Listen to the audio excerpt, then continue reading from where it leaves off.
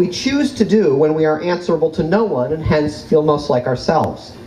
To me that means, much as we love the romantic notion that behind every calculus teacher is a hobby pole vaulter, our hobbies are usually an extension of who we are and not an exception of who we are in the rest of our lives.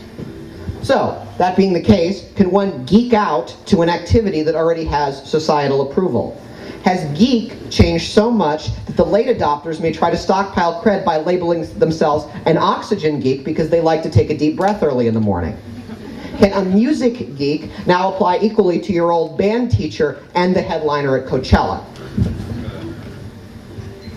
And on that last one, it would seem so.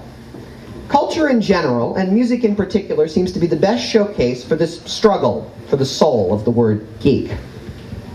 Macro, if you will.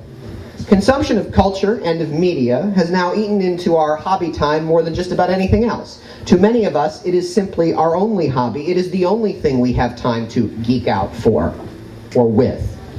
In micro, music is the thing we let slot ourselves into categories more than books, more than movies, and more than television combined.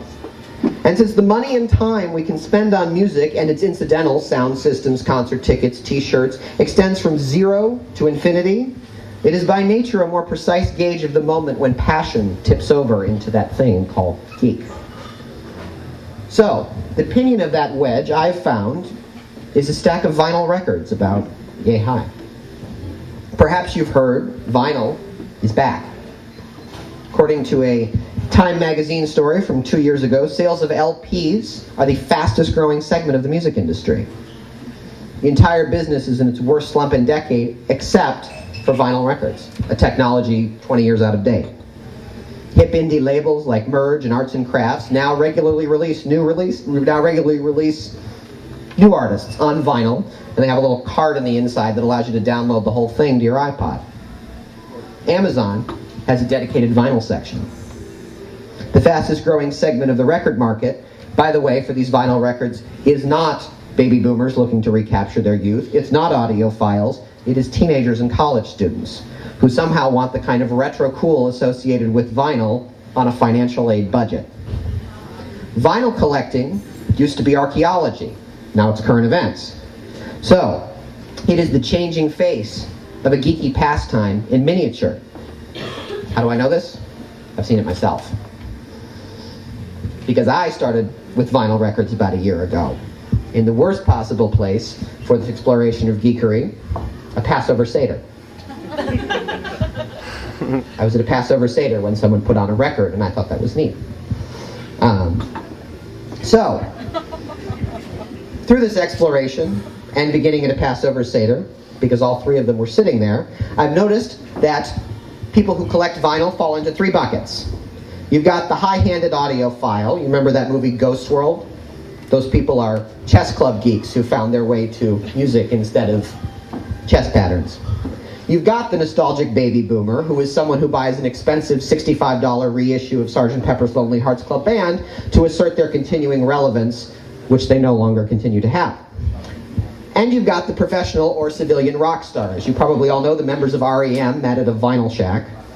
And the characters in Nick Hornby's High Fidelity would like to think they're part of that category, but they're probably part of the first category, just younger. So, turn your head, look at those three groups under a microscope, and you've got the three vintages of geek that mess the whole definition of the word up. Classic, chic, and wannabe. So, when friends ask me about my own vinyl rationales, I say it's because they sound better, which is a complete lie. There are dozens of factors that influence the sound of records, and I understand precisely none of them. I say because it is the artwork is cooler, which is true, but I don't hang them on my wall. Or it's because they are sensual to the touch, which is absolutely true and completely weird and creepy. But really, I just like vinyl because it's old. It reminds me of my own dweeby childhood, bad posture, eyes-odd shirts, flip collar, three-quarter mullet, and all. And perhaps how far I've come since. I've fallen backwards into a chic hobby as a way of capturing and remolding a geek from long ago. which may have some refracted glamour to it, perhaps.